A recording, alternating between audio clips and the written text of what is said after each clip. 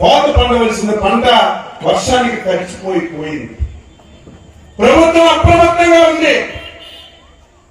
ముఖ్యమంత్రి గారు పర్యవేక్షించి పరిశీలన చేశారు.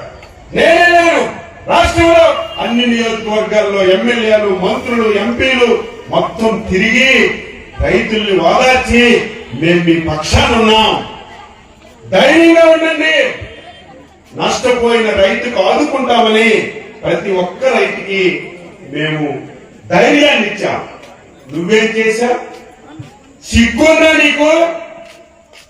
తుఫాన్ వస్తే మొన్నటి వరకు ముఖ్యమంత్రిగా చేసిన వ్యక్తి, ఒక రాజకీయ పార్టీకి అధ్యక్షుడు, మాకెంత బాధ్యత ఉందో నీకంత బాధ్యత ఉండి నువ్వు కూడా ప్రజల దగ్గరికి వెళ్లి, రైతుల దగ్గరికి వెళ్లి ధైర్యం చెప్పాలి.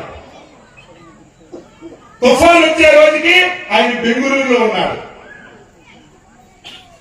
తుఫాన్ వచ్చిందని విమానాలన్నీ ఆపేశారు.